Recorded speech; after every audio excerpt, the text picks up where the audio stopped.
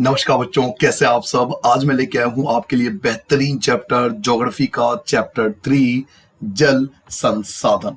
बहुत छोटा चैप्टर है और बहुत ही खूबसूरती और सिस्टमेटिक तौर पर लिखा गया है। इस चैप्टर के जितने भी इंपॉर्टेंट पॉइंट्स हैं जो आपको 100% मार्क्स लाने के लिए याद करना चाहिए, उनको मैंने पॉइंट टू पॉइंट अंडरलाइन कर लिया है। इस वीडियो को बनाने के 4 मेजर ऑब्जेक्टिव है जो मैं आपको हर वीडियो में भी बताता हूं। फर्स्ट, आपका 100% कंटेंट क्लियर करके देना ताकि आपका कोई टॉपिक छूट ना जाए, और वीडियो देखने के बाद मैं आपको प्रॉमिस करता हूं कि आपको किसी भी गाइड या रिफ्रेशर की नीड ही नहीं होगी, क्योंकि हर एक टाइप के क्वेश्चन को इसमें इंक्लूड किया गया है।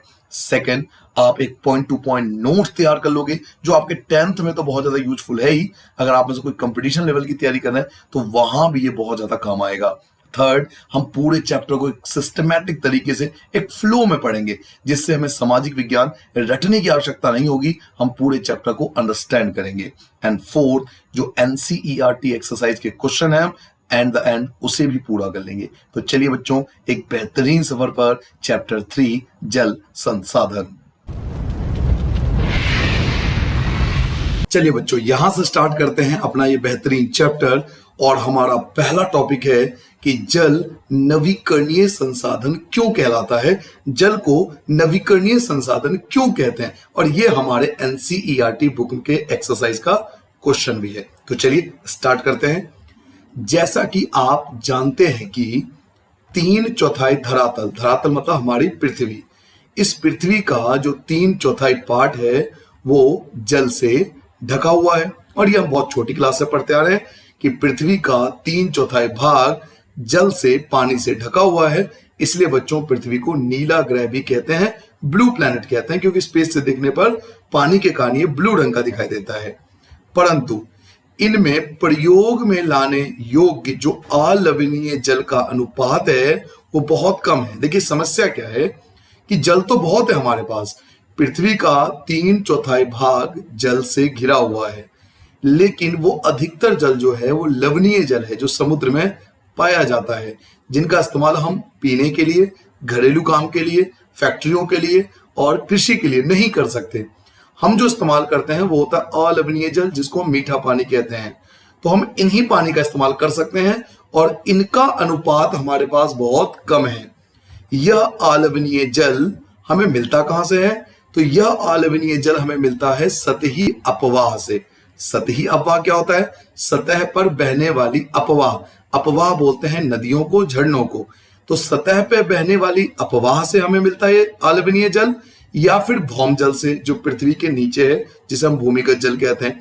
तो ये जो अलवणीय जल है, मीठा पानी है, या तो हमें नदियों से मिलता है या फिर हमें भौम जल से मिलता है। इन स्रोतों से प्राप्त होता है, जिनका लगातार नवीकरण और पुनर्भरण जलीय चक्र द्वारा होता रहता है। हमने साइंस में पढ़ा है जल चक्र, जिसमें जो पानी है वो वाष्पित होकर आकाश में और फिर बारिश द्वारा वापस पृथ्वी आ जाता है, जिसको हम जल चक्र कहते हैं। तो जल चक्र के द्वारा ये जो जल है वो लगातार नवीकरणीय होता रहता है, हमारे पास बार बार रिपीट होकर आता है। और नवीकरणीय संसाधन आपने चैप्टर 1 में भी पढ़ा था कि वे संसाधन जिनका हम बार बार इस्तेमाल कर सकते हैं। तो जल एक नवीकरणीय संसाधन है क्योंकि जल चक्र द्वारा ये बार बार हम तक पहुंच जाता है। सारा जल जलीय चक्र में गतिशील रहता है, इससे जल नवीकरणीय सुनिश्चित होता है। इसलिए हम जल को नवीकरणीय योग्य संसाधन कहते हैं, क्योंकि सारा का सारा पानी जल चक्र द्वारा हमारे पास बार बार आता रहता है। तो अगर आपसे ये पूछा जाए कि जल नवीकरणीय संसाधन क्यों है, तो बेसिकली इसमें हमें यह बताना होता है कि जल चक्र द्वारा जो जल है वो बार बार पृथ्वी तक पहुंच जाता है। ना उसके आगे बढ़ते हैं। आपको आश्चर्य हो रहा होगा कि जब पृथ्वी का 3/4 भाग जल से घिरा हुआ है। अब हमने अभी भी पढ़ा है कि पृथ्वी का 3/4 भाग पानी से घिरा हुआ है, और जल एक नवीकरणीय योग्य संसाधन है, यानी बार बार हम तक पहुंच जाता है। तब भी विश्व के अनेक देशों और क्षेत्रों में जल की कमी कैसे हो सकती है, जब हमारे पास 3/4 भाग पृथ्वी का पानी से घिरा हुआ है और यह एक नवीकरणीय योग्य संसाधन भी है, फिर भी जल की कमी है। ऐसा क्यों है? ऐसी भविष्यवाणी क्यों की जा रही है कि 2025 में 20 करोड़ लोग जल की नितांत कमी झेलेंगे, ये भविष्यवाणी है कि 2025 आते आते 20 करोड़ लोगों को पानी की बहुत ज्यादा समस्या का सामना करना पड़ेगा। तो क्वेश्चन ये उठता है कि जब जल हमारे पास इतनी मात्रा में है और यह एक नवीकरणीय योग्य संसाधन भी है, तो जल की समस्या क्यों है? तो यही हम इस चैप्टर में पढ़ने वाले हैं कि जल इतनी मात्रा में भी है, फिर भी जल की समस्या क्यों उत्पन्न हो रही है। तो अगला क्वेश्चन टॉपिक नंबर 2 आता है कि आखिर जल के कमी के कारण क्या है। अगर आपके एग्जाम में यह पूछा जाता है कि जल की कमी के कारण बताइए, किन कारणों से जल की कमी होती है, तो हम आंसर देंगे, पहला पॉइंट लिखेंगे कि अधिकतर जो जल की कमी होती है वो इसके अतिशोषण से होती है। अतिशोषण मतलब जल का बहुत ज्यादा शोषण करना, उसका दुरुपयोग करना। तो जब आप जल का दुरुपयोग करोगे तो जल की कमी तो होगी। तो जल की कमी होने का पहला कारण है अतिशोषण, इसका दुरुपयोग करना। दूसरा, अत्यधिक प्रयोग करना, जरूरत से ज्यादा, नीड से ज्यादा पानी का उपयोग करना। तो अत्यधिक प्रयोग करने के कारण भी जल की कमी होती जा रही है। थर्ड पॉइंट आप लिखोगे कि समाज के विभिन्न वर्गों में जल के असमान वितरण के कारण भी जल की कमी होती जा रही है। होता क्या है बच्चों कि समाज के कुछ वर्ग तो ऐसे हैं जिनमें जल की कोई कमी नहीं है, जबकि समाज का कुछ वर्ग ऐसा है जिनके पास जल की बहुत ज्यादा कमी है। तो समाज में भी हमारे जल का असमान वितरण है। तो ये तीसरा कारण है जिसके कारण जल की कमी लोगों को झेलनी पड़ती है। पहला मैंने आपको बताया जल का अतिशोषण, जिसका अर्थ होता है उसका शोषण करना, दुरुपयोग करना। दूसरा मैंने आपको बताया अत्यधिक प्रयोग करना। तीसरा, समाज में विभिन्न वर्गों के बीच जल का असमान वितरण। इसके अलावा फोर्थ पॉइंट, अगर हमसे पूछा जाता है जल की कमी के कारण क्या है, तो हम फोर्थ पॉइंट लिख सकते हैं बढ़ती जनसंख्या। सीधी सी बात है, जैसे जैसे जनसंख्या बढ़ेगी जल की नीड जो है वो बढ़ती जाएगी। तो बढ़ती जनसंख्या और परिणाम स्वरूप जल की बढ़ती मांग, तो जैसे जैसे जनसंख्या बढ़ती जा रही है जल की मांग बढ़ती जा रही है, तो ये भी जल की कमी का एक मेन कारण है। तो ये फोर्थ पॉइंट हो गया एक तरह से। नाउ फिफ्थ पॉइंट हम लिखेंगे, जल अधिक जनसंख्या के लिए घरेलू उपयोग में ही नहीं बल्कि अधिक अनाज उगाने के लिए भी चाहिए। अब घर में तो हम पानी का इस्तेमाल करेंगे, घरेलू कामों के लिए पानी का इस्तेमाल तो होता है, लेकिन अनाज के लिए भी तो चाहिए ना, कृषि के लिए भी तो चाहिए, वहां भी तो जल का इस्तेमाल होगा। अतः अनाज का उत्पादन बढ़ाने के लिए, और हम चाहते हैं कि अनाज का उत्पादन बढ़े, तो जल संसाधनों का अतिशोषण करना पड़ेगा, अधिक प्रयोग करना पड़ेगा। तो जल संसाधनों का अतिशोषण करके ही सिंचित क्षेत्र को बढ़ाया जा सकता है। तो ये आप पॉइंट ऐड कर सकते हो। आपसे पूछा यह जा रहा है कि जल की कमी के कारण क्या है, तो एक कमी और है, एक रीजन आप और ऐड कर सकते हो कि जैसे जैसे हम अनाज का उत्पादन बढ़ाने की सोचेंगे तो जल का जो जल संसाधन होगा उसका अतिशोषण होगा। तो ये भी एक रीजन है जल की कमी का। इसके अलावा और भी रीजन है जो हम अगले पेज पे बात करेंगे, बट बीच में एक छोटा सा पॉइंट जो मैंने कई एग्जाम के अंदर देखा है, एक छोटा सा, ये बीच में अलग सा पॉइंट है इसलिए मैंने अलग कलर में हाईलाइट करा है। आपसे कई बार एग्जाम में पूछा जाता है कि किसानों के खेतों पर अपने निजी कुएं और नलकूप, आपने देखा होगा, न्यूज वगैरह में आपने सुना होगा या गांव वगैरह में आप जाते होंगे तो देखते होंगे, किसानों ने खेतों पर अपने निजी कुएं और नलकूप स्थापित कर लिए। तो इसके क्या नुकसान होंगे, ये आपसे पूछा जाएगा 1 मार्क्स में। तो आप आंसर दोगे, इसके कारण जो किसानों ने अपने खेतों में खुद के निजी कुएं और नलकूप बना लिए, इसके कारण भौम जल स्तर, जो भूमि का जल स्तर है, अंडरग्राउंड वाटर लेवल है, वो नीचे गिर सकता है, वो डे बाय डे नीचे जाएगा। जो अंडरग्राउंड वाटर लेवल है वो डे बाय डे नीचे चला जाएगा और लोगों के लिए जल की उपलब्धता में कमी हो सकती है और भोजन सुरक्षा खतरे में पड़ सकता है। तो अगर आपसे बच्चों ये पूछा जाता है, अलग से बीच में एक टॉपिक था कि किसानों ने जो अपने निजी कुएं और नलकूप स्थापित कर लिए, इसके नुकसान क्या है, तो इसका मेन नुकसान यह है कि धीरे धीरे जो भौम जल स्तर है, अंडरग्राउंड वाटर लेवल है, वो नीचे चला जाएगा और जैसे जैसे अंडरग्राउंड वाटर लेवल नीचे जाएगा जल की कमी होती जाएगी और जो भोजन सुरक्षा है उसकी मुसीबत हमें आगे झेलनी पड़ सकती है। बेफिलहाल हम टॉपिक क्या कर रहे थे, हम ये टॉपिक कर रहे थे कि जल की कमी का कारण क्या है। तो जल की कमी का एक और कारण है उद्योग। जी हाँ, आप ये सोचिए कि उद्योगों में भी तो जल का इस्तेमाल होता है। तो जैसे जैसे उद्योगों की संख्या बढ़ेगी जल की मांग बढ़ेगी। तो आप एक आंसर ये भी ऐड कर सकते हो कि उद्योगों की बढ़ती हुई संख्या, कि उद्योगों की संख्या डे बाय डे, इंडस्ट्री जो है बढ़ता जा रहा है, इसके कारण जो अलवणीय जल है और वो संसाधन है उस पर दबाव बढ़ता जा रहा है। जो अलवणीय जल संसाधन है उस पर धीरे धीरे प्रेशर बढ़ता जा रहा है, क्योंकि जैसे जैसे बच्चों इंडस्ट्री, उद्योग बढ़ते जाएंगे, उनके लिए भी, उद्योगों के लिए भी जल की आवश्यकता बढ़ती जाएगी। तो इसके कारण भी जल की कमी होती जा रही है। तो एक पॉइंट आप और ऐड कर सकते हो कि उद्योगों की बढ़ती हुई संख्या, कि जैसे जैसे उद्योग बढ़ेंगे जल की मांग बढ़ती जाएगी तो जल की कमी होगी। और पॉइंट ऐड करना है तो आप और पॉइंट ऐड कर सकते हो, शहरों की बढ़ती संख्या, जो शहर हैं उनकी संख्या भी तो बढ़ती जा रही है, और शहर की संख्या बढ़ रही है और वहां की जनसंख्या भी बढ़ रही है।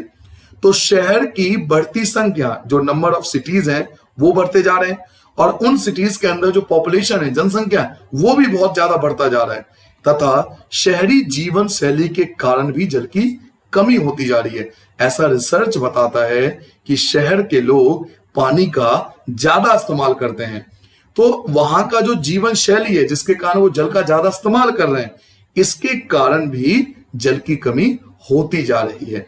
तो कई सारे पॉइंट मैंने आपको बता दिए, ऊपर भी मैंने आपको बताए थे कि जल की कमी का कारण क्या है, जिसमें मैंने आपको बताया था, मैं एक बार दिखा देता हूं जल की कमी के कारण क्या क्या बताए थे। पहला पॉइंट मैंने आपको बताया था जल की कमी का कारण का अतिशोषण, जिसमें मैंने आपको बताया था इसका दुरुपयोग। दूसरा, अत्यधिक प्रयोग करना। तीसरा, समाज के विभिन्न वर्गों के बीच जल का असमान वितरण। फोर्थ, आपको बताया था बढ़ती जनसंख्या। फिफ्थ, आपको बताया था कि अनाज के उत्पादन को बढ़ाने के लिए हमें जल संसाधन की ज्यादा जरूरत पड़ेगी। उसके बाद मैंने नेक्स्ट पॉइंट आपको बताया कि किस प्रकार जैसे जैसे उद्योग बढ़ते जा रहे हैं, उद्योग बढ़ते जाएंगे तो जल की कमी भी होती जाएगी, और शहरों की बढ़ती जनसंख्या के कारण भी जल की कमी होती जा रही है। एक और पॉइंट आप ऐड कर सकते हो, एक और पॉइंट अगर आप ऐड करना चाहो तो हम लिख सकते हैं पॉल्यूशन के बारे में, वाटर पॉल्यूशन के बारे में। वाटर पॉल्यूशन के कारण भी जल की कमी हो रही है। घरेलू और औद्योगिक अपशिष्ट, घर से निकलने वाले जो अपशिष्ट है, और औद्योगिक, उद्योग से निकलने वाले जो अवशिष्ट है, जो वेस्ट मटेरियल है, जो रसायन है, केमिकल है, कीटनाशक है और कृषि में प्रयुक्त उर्वरक है, उनके द्वारा जल होता है प्रदूषित। और जब ये प्रदूषित हो जाएगा तो मानव के उपयोग के लिए खतरनाक हो जाएगा, आप इसका इस्तेमाल ही नहीं कर पाओगे, और जब आप इस्तेमाल ही नहीं कर पाओगे तो सीधी सी बात है जल की कमी होगी ना। तो घर से निकलने वाले अवशिष्ट, उद्योगों से निकलने वाले अवशिष्ट, रसायन, केमिकल, कीटनाशक और कृषि में उपयोग होने वाले उर्वरक, ये जल को प्रदूषित करते हैं, और जितना ज्यादा ये जल को प्रदूषित करेंगे जल की कमी होती जाएगी। तो देखिए कई सारे मैंने आपको रीजन बता दिए कि किस प्रकार जल की कमी होती जा रही है, क्या क्या कारण है जिसके कारण जल की कमी हो रही है। नाउ अब हमें ये तो पता लग गया कि भाई हमारे पास जल की कमी होती जाएगी और भविष्य में ये समस्या और ज्यादा बढ़ता जाएगा। तो क्या ये समस्या आज का है? ये समस्या बच्चों बहुत पुराना है, यही इस चैप्टर में दिया हुआ है। अब हम पढ़ेंगे कि जल का संरक्षण और प्रबंधन हमारे पूर्वजों ने कैसे किया था, क्योंकि उनको भी तो समस्या आई होगी ना। जल का समस्या, जल की जो समस्या है ये हमारे पूर्वजों को भी आई होगी, राजा महाराजाओं के समय भी आया होगा। तो उन्होंने जल का संरक्षण और प्रबंधन कैसे किया था, तो अब हम ये पढ़ने वाले हैं। तो पहला पॉइंट हम लिखेंगे, हमने प्राचीन काल से ही, यानी पुराने समय से ही सिंचाई के लिए पत्थरों और मलबे से बांध बनाए, जलाशय अथवा झीलों के तटबंध और नहरों जैसी उत्कृष्ट जलीय आकृतियां बनाई है।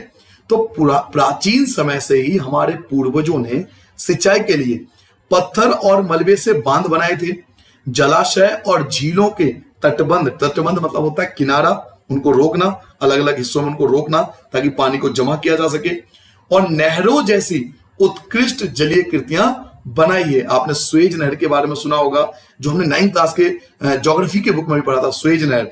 तो नहर जैसी उत्कृष्ट जलीय आकृतियां ये हमारे पूर्वजों ने बनाया था जल को संरक्षित करने के लिए, पानी को बचाने के लिए, क्योंकि पानी की समस्या उस समय भी रही होगी। इसके अलावा आप एक पॉइंट और ऐड कर सकते हो जो आपके बुक में है, और ये एमसीक्यू वगैरह में पूछ लेते हैं।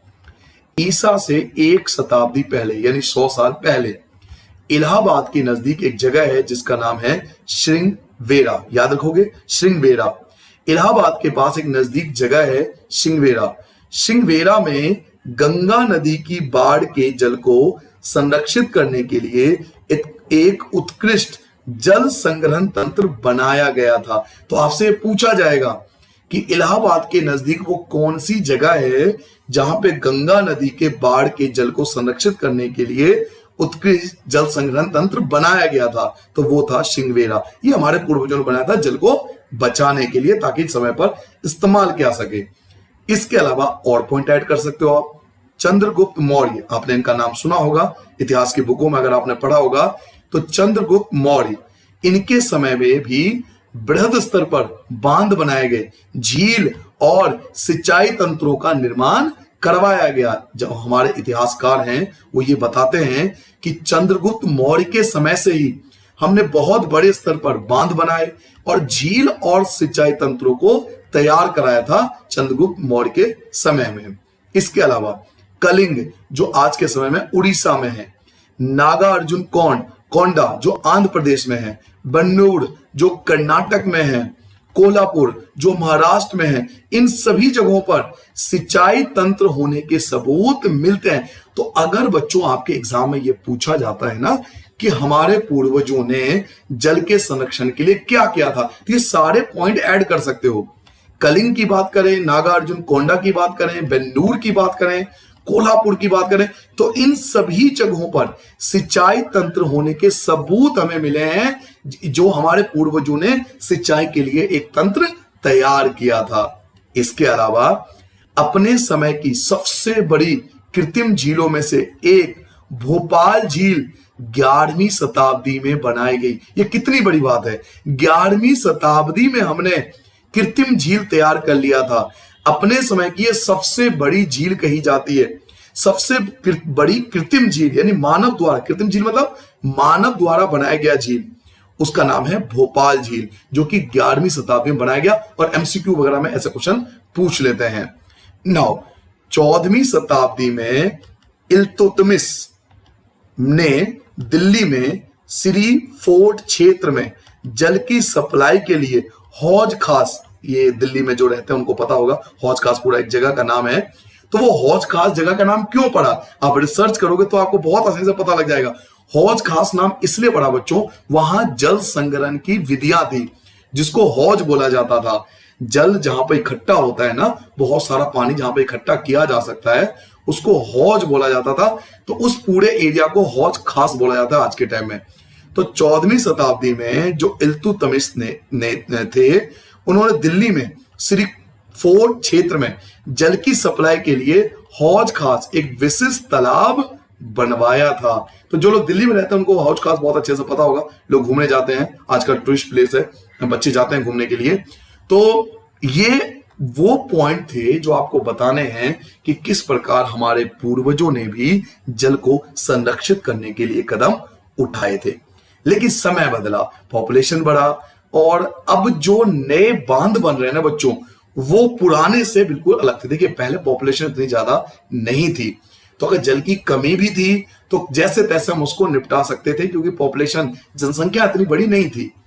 लेकिन आज के टाइम में केवल जल ही समस्या नहीं है, जल के साथ और भी रिलेटेड बहुत सारी चीजें जुड़ गई है।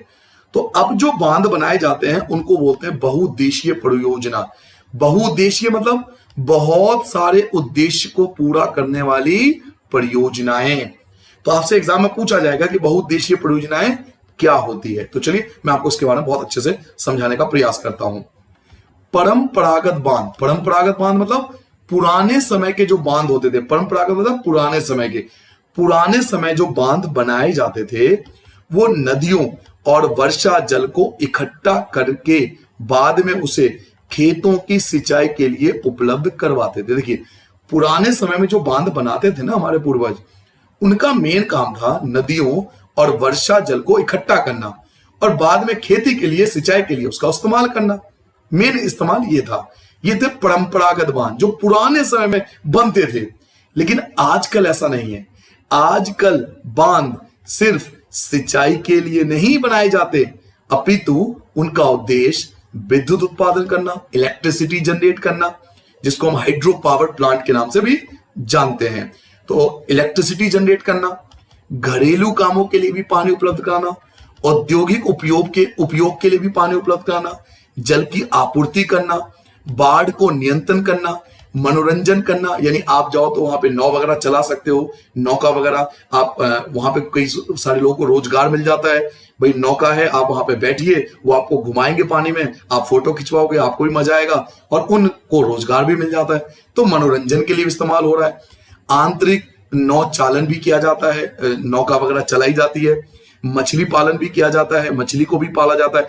तो आप ये देखिए, अब जो आजकल जो बांध बन रहे हैं इसके कितने सारे इस्तेमाल हो गए। हम लोग सिंचाई के लिए तो कर ही रहे हैं, सिंचाई तो एक मेन रीजन है ही। इसके अलावा हम क्या कर रहे हैं, तो इलेक्ट्रिसिटी भी जनरेट कर रहे हैं, घर के लिए भी पानी इस्तेमाल कर रहे हैं, औद्योगिक उपयोग के लिए भी पानी ले रहे हैं, जल आपूर्ति भी कर रहे हैं, बाढ़ को भी नियंत्रित कर रहे हैं, मनोरंजन के लिए भी उपयोग कर रहे हैं, नौ चालन के लिए भी इस्तेमाल कर रहे हैं, मछली पालन के लिए भी बांध बना रहे हैं। तो इसलिए बांधों को बहुउद्देशीय परियोजना भी कहा जाता है, क्योंकि बहुत सारे उद्देश्यों को पूरा करता है। देखिए हिंदी बड़ी खूबसूरत सब्जेक्ट होता है मेरे अकॉर्डिंग, क्योंकि वर्ड में ही बहुत कुछ छुपा होता है। बहुउद्देशीय, बहुत सारे उद्देश्य वाली परियोजना बहुउद्देशीय परियोजना कहलाती है। तो आज के समय में बच्चों बहुउद्देशीय परियोजना के अंतर्गत बांध बनाया जाता है, जहां एकत्रित जल के अनेकों उपयोग समन्वित होते हैं, जो मैंने आपको बताया। नाउ क्योंकि आजकल एग्जाम का पैटर्न डिफरेंट है, बड़े क्वेश्चन आते नहीं है, छोटे क्वेश्चन में ही पूछ लिए जाते हैं। तो अक्सर यह पूछा जाता है कि सतलुज ब्यास बेसिन में जो भाखड़ा नांगल परियोजना है, जिसको भाखड़ा नांगल बांध भी कहते हैं, तो भाखड़ा नांगल परियोजना जल विद्युत उत्पादन और सिंचाई दोनों के काम में आती है। तो इसमें मेन चीज क्या है बता दूं, सतलुज ब्यास नदी पर जो बांध बनाया गया उसका नाम है भाखड़ा नांगल बांध। और यही मेन चीज आता है कि कौन सी नदी पर कौन सा बांध है। आपका जब एग्जाम होगा, यूटी होगा, अब जरूर देखोगे कि इसी टाइप के क्वेश्चन पूछे जाते हैं कि कौन सी नदी पर कौन सा बांध बनाया गया है। तो सतलुज ब्यास बेसिन में भाखड़ा नांगल परियोजना या भाखड़ा नांगल बांध के नाम से जाना जाता है। इसका इस्तेमाल जल विद्युत उत्पन्न करना, इलेक्ट्रिसिटी जनरेट करना और सिंचाई, जो इरिगेशन होता है, सिंचाई, दोनों के काम में यह बांध आता है। इसके अलावा महानदी बेसिन में हीराकुंड बांध, याद रखोगे, हीराकुंड बांध कहां बना है, महानदी के ऊपर। महानदी के ऊपर कौन सा डैम है, तो हीराकुंड, बहुत फेमस बांध है ये। तो महानदी बेसिन में हीराकुंड परियोजना या हीराकुंड बांध जल संरक्षण और बाढ़ नियंत्रण का समन्वय करता है। ठीक है, समझ में आ गया। भाखड़ा नांगल बांध याद रखना, हीराकुंड बांध याद रखना, कौन सी नदी पे बनता है ये भी याद रखना। आगे बढ़ते हैं, यहां पर एक छोटा सा पॉइंट दिया हुआ है हमारे पहले प्रधानमंत्री जी के बारे में, श्री पंडित जवाहरलाल नेहरू जी के बारे में, कि जो जवाहरलाल नेहरू जी थे वो गर्व से बांधों को आधुनिक भारत के मंदिर कहा करते थे। और क्योंकि मैं कंपटीशन वाले बच्चों को पढ़ाता हूं तो मैं एग्जाम चेक करता रहता हूं, तो ये बहुत सारे गवर्नमेंट एग्जाम में आता है, कंपटीशन लेवल के एग्जाम में आता है कि आधुनिक भारत के मंदिर, आधुनिक भारत का मंदिर किसे कहा जाता है। तो याद रखना बेटा, आधुनिक भारत का मंदिर बांधों को कहा जाता है। और ये बात किन्होंने बोली थी, तो ये हमारे भारत के पहले प्रधानमंत्री जवाहरलाल नेहरू जी ने बोला था कि बांध आधुनिक भारत के मंदिर है। ठीक है ना, अगले पॉइंट पे आते हैं। एक अक्सर एक क्वेश्चन पूछा जाता है, ये एक थोड़ा सा लोकगीत आपको दिया हुआ है यहाँ पर, बट आपको ये पढ़ने की नीड नहीं है, बस मैं आपको ये बताना चाहता हूं कि ये जो लोकगीत है ये बहुत फेमस है और इसको बोलते हैं भादु गीत। क्या बोलते हैं, भादु गीत के नाम से जाना जाता है। और ये भादु गीत जो लोकप्रिय गीत है ये कहाँ गाया जाता है, तो दामोदर घाटी के क्षेत्र में गाया जाता है। याद रखोगे, एग्जाम में पूछा जाता है कि भादु गीत कहां या किन क्षेत्रों में गाया जाता है, तो दामोदर घाटी क्षेत्र में गाया जाता है। अच्छा, दामोदर घाटी या दामोदर नदी क्यों फेमस है, क्योंकि दामोदर नदी को बच्चों शोक की नदी कहते हैं, क्योंकि दामोदर ऐसी एक नदी है जहां बहुत ज्यादा बाढ़ वगैरह आता है और इस नदी के कारण बहुत सारे जान माल का नुकसान होता है, बहुत सारे लोगों की मृत्यु होती है, बाढ़ हर साल आते रहते हैं, इसलिए इस नदी को शोक की नदी कहा जाता है। तो ये 3-4 बातें जो बहुत छोटे छोटे पॉइंट बनते हैं। देखिए मेरी कोशिश ये है कि कोई भी पॉइंट आपका नहीं छूटना चाहिए, चाहे बिल्कुल कहीं भी छोटा से छोटा पॉइंट जो मुझे मिलता है जो आपको बताना चाहिए वो मैं आपको जरूर बताऊंगा। अगर आप पूरा वीडियो देखते हो मैं आपको शुरू में ही प्रॉमिस कर देता हूं, आप एग्जाम देके आना, आपका कोई भी क्वेश्चन नहीं छूटेगा इस चैप्टर से, ये मैं आपसे प्रॉमिस करता हूं। तो वापस आते हैं, एक लोकप्रिय गीत जिसका नाम है भादु गीत। ये भादु गीत गाया जाता है दामोदर घाटी के क्षेत्र में, और दामोदर नदी जो है इसको हम शोक की नदी कहते हैं, क्योंकि यहां पर इस नदी में बाढ़ आती रहती है और बहुत सारी समस्या उत्पन्न करती है। नाउ आगे बढ़ते हैं। अब नदियों पर जो हम बांध बना रहे हैं, नदियों पर बांध बनाने और उसका बहाव जो हम नियंत्रित कर रहे हैं, उस नियंत्रण के कारण जो प्राकृतिक बहाव है वो अवरुद्ध हो जाता है। अब आप एक बार बताइए कि आपने नदी के ऊपर बांध बना दिया, तो जो उसका प्राकृतिक बहाव था, नदियों का जो प्राकृतिक बहाव था, जो अपने आप पानी बह रहा था, वो तो आपने अपने कंट्रोल में कर लिया। आप चाहो जब उसकी स्पीड को बढ़ा दो और जब आप चाहो उसकी स्पीड को कम कर दो, क्या करके? बांध बनाकर। तो आपसे पूछा जाता है कि बांध बनाने के दुष्परिणाम क्या है, हानियां क्या है? चलिए फायदे तो बहुत है, हम पढ़ चुके हैं कि भाई विद्युत बनाया जाता है सिंचाई के लिए, बाढ़ नियंत्रण होता है, वगैरह वगैरह फायदे हम पढ़ चुके हैं। लेकिन बांध बनाने से बच्चों बहुत सारी कमियां भी है, सीमाएं भी है, या हम कह सकते हैं कि कुछ दुष्परिणाम भी है बांध बनाने से। तो हानियां कौन कौन सी है ये मैं आपको बताने वाला हूं। पहला, नदियों पर बांध बनाने और उसका बहाव नियंत्रण करने से प्राकृतिक बहाव अवरुद्ध होता है, जो नेचुरल फ्लो है नदी का वो रुक जाता है। इसके कारण तलछट बहाव कम हो जाता है और अत्यधिक तलछट जलाशय की तली पर जमा हो जाता है। तलछट क्या होता है कि नदी जो अपने साथ मिट्टी वगैरह बहा कर लाती है वो धीरे धीरे एक जगह इकट्ठी होती जाती है, तो तलछट बोलते हैं इसको। तो जब नदी के बहाव को आपने रोक दिया तो वो अपने साथ जो मिट्टी ला रही है वो भी एक जगह बैठता जाएगा। तो यही बताने की कोशिश की गई है कि जब आपने उसके प्राकृतिक बहाव को अवरुद्ध कर दिया, रोक दिया, तो इसके कारण जो तलछट है उसका बहाव कम हो जाता है और अत्यधिक तलछट यानी मिट्टी वगैरह, रेता वगैरह जलाशय की तली पर जमा होता रहता है। इससे नदी का तल अधिक चट्टानी हो जाता है और नदी जलीय जीव आवासों में भोजन की कमी हो जाती है। अब एक बात बताओ, जब मिट्टी रेत वगैरह एक जगह जमा होता जाएगा तो वो चट्टान का रूप ले लेगा। अब चट्टान का रूप ले लेगा तो नदी वगैरह में जो रहने वाले जीव हैं उनके लिए भोजन की कमी होती जाएगी, क्योंकि पेड़ पौधे होंगे कि नहीं वहां पर नदी के अंदर, पानी के अंदर। तो बांध नदियों को टुकड़ों में बांट देते हैं। देखिए एक कमी तो यहां पे खत्म हो गया, जिसमें मैंने आपको तलछट के बारे में बताया कि आप उसके प्राकृतिक, नदी के प्राकृतिक बहाव को रोक देते हो तो वो अपने साथ जो तलछट लाती है वो एक जगह जमा कर देती है, जिसके कारण नदी का जो तल है वो चट्टानी हो जाती है और नदी में जो जलीय जीव है उनको खाने की दिक्कत होती है क्योंकि भोजन की कमी हो जाती है।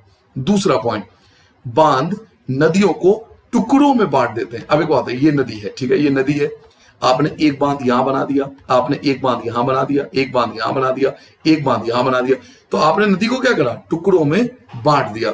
बांध नदियों को टुकड़ों में बांट देते हैं, जिससे विशेषकर अंडे देने की वाले जो ऋतु होते हैं, जो बारिश का मौसम होता है, अंडे देने वाले जो ऋतु होते हैं उसमें जलीय जीवों का नदियों में स्थानांतरण अवरुद्ध हो जाता है। अब जो अंडे देने वाले मछली हैं या जीव हैं उनको जाने में दिक्कत होगी क्योंकि तो बांध आ गया। अब बांध को पार कैसे करेगी मछली? तो दिक्कत ये आती है कि अंडे देने वाले जीव हैं उनको समस्या होती है क्योंकि उनका मार्ग अवरुद्ध हो जाता है। ठीक है, ये पॉइंट भी क्लियर हो गया। नाउ, बाढ़ के मैदान में बनाए जाने वाले जलाशय द्वारा वहां मौजूद वनस्पति और मिट्टियां जल में डूब जाती है, जो कालांतर में अपघटित हो जाती है। नाउ, जो बाढ़ के मैदान है, बाढ़ के मैदान में बनाए जाने वाले जलाशय द्वारा वहां मौजूद जो वनस्पति है और जो मिट्टियां हैं वो जल में डूब जाती है। अब आपने बांध बना दिए, इतने बड़े बांध बना दिए, तो बांध के आसपास का जो क्षेत्र था वो तो सारा डूब जाएगा, क्योंकि बांध बहुत ऊंचा है। अगर आप देखोगे थोड़ा फोटो वगैरह मैं आपके साथ स्क्रीनशॉट शेयर कर दूंगा, आप देखना कि बांध बहुत ऊंचाई पे बनाया जाता है, तो आसपास के जितने भी इलाके के जो नेचुरल रिसोर्सेस वो सब पानी में डूब जाएंगे। तो बाढ़ के मैदान में बनाए जाने वाले जलाशय द्वारा वहां मौजूद जो वनस्पति है, जो पेड़ पौधे हैं और मिट्टियां हैं वो तो जल में डूब गई, वो तो क्योंकि बांध आपने बहुत ऊपर बनाया तो इस सब पानी में डूब जाएगा। जो कालांतर में यानी आगे जाकर अपघटित हो जाती है मिट्टी, वो आपकी खराब हो गई। तो ये कुछ कमियां हैं बांध की। इसके अलावा एक और कमी आप ऐड कर सकते हो। परियोजना का विरोध मुख्य रूप से स्थानीय समुदायों के बृहद स्तर पर विस्थापन के कारण होता है। जी हाँ, विस्थापन एक बहुत बड़ी समस्या है, क्योंकि मैंने अभी आपसे क्या कहा कि बांध बहुत ऊंचाई पर बनाई जाती है। तो जब बांध बनाई जाती है तो इसके आसपास जो छोटे छोटे गांव हैं उन सबको खाली कराना पड़ता है। उन सबको आप खाली कराओगे तो वो लोग जाएंगे कहां पे? उनका विस्थापन करना पड़ता है।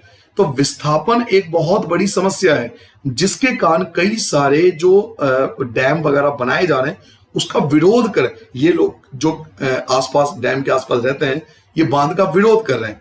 तो यहाँ पे लिखा हुआ भी, आप चाहो तो यहाँ मैं पढ़ के आपको एक बार बता देता हूं। बहुउद्देशीय परियोजनाएं और बड़े बांध नए पर्यावरणीय आंदोलन, जैसे आपने सुना होगा नर्मदा बचाओ आंदोलन, अब इसके बारे में बात भी करेंगे हम।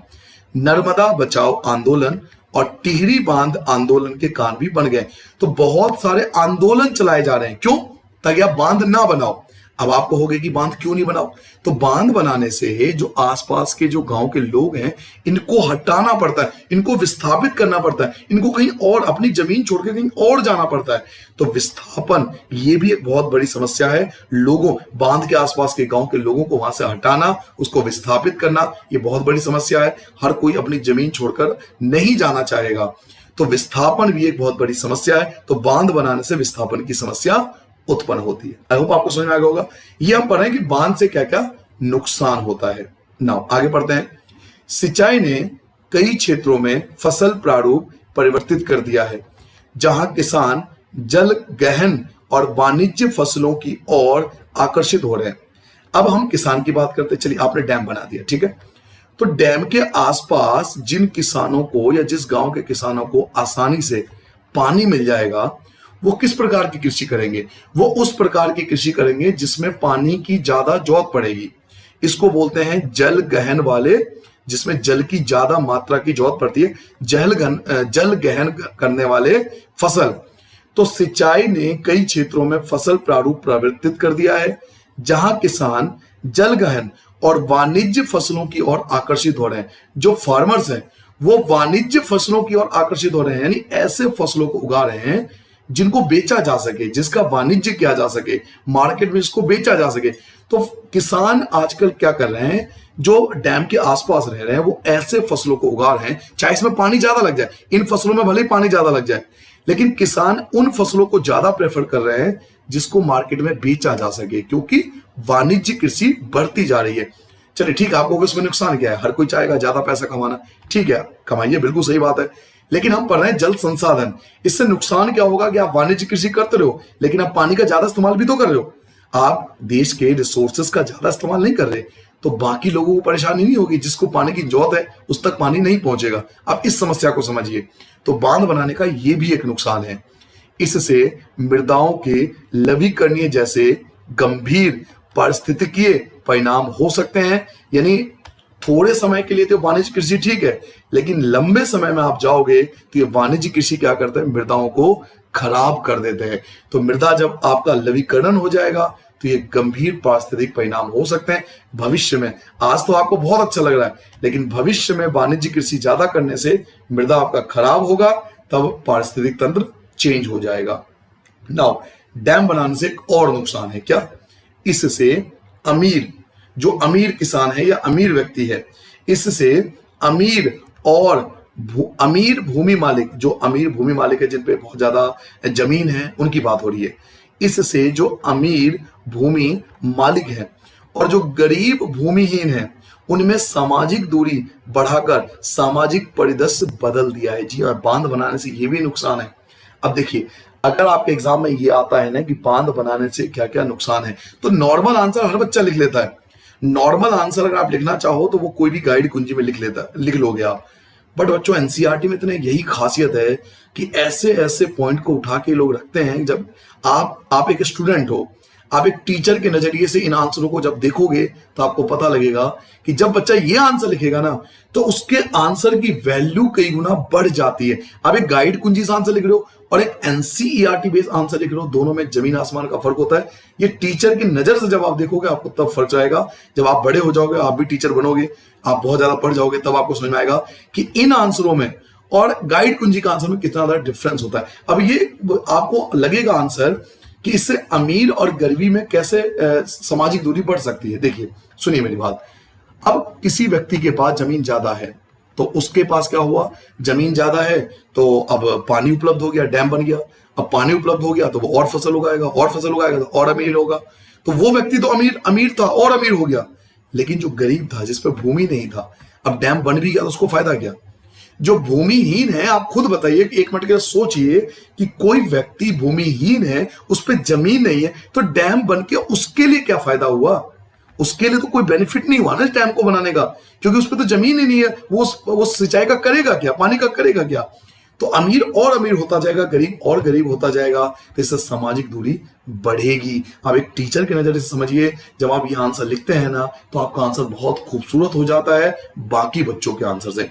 तो ये कुछ मैंने आपको बताया बच्चों की बांध बनाने से कौन कौन नुकसान होते हैं। मैं आपको जल्दी से रिपीट कर देता हूं कि बांध हम पढ़ रहे हैं कि बांध से कौन कौन सी हानियां होती है। पहला, नदियों पर, मैंने आपको फर्स्ट पॉइंट ये बताया है कि नदियों पर बांध बनाने और उसका बहाव नियंत्रित करने से उसका प्राकृतिक बहाव, नेचुरल जो फ्लो होता है नदी का, वो अवरुद्ध हो जाता है, रुक जाता है, जिसके कारण तलछट होता है, रेत मिट्टी ये सब बहाव कम हो जाता है उसका, और ये एक जगह इकट्ठा जलाशय की तली पर जमा होते रहते हैं। इससे नदी का तल जो है वो चट्टानी हो जाता है और जो जलीय जीव हैं उनको आवास या भोजन की कमी होने लगती है। पहला। सेकेंड, बांध नदियों को टुकड़ों में बांट देता है, छोटे टुकड़ों में बांट देता है। इससे नुकसान क्या होता है, जो अंडे देने वाले ऋतु होते हैं उसमें जो जलीय जीव होते हैं उनका मार्ग अवरुद्ध हो जाता है, वो वहां नहीं पहुंच पाते जहां उनको पहुंचना चाहिए अंडे देने के लिए।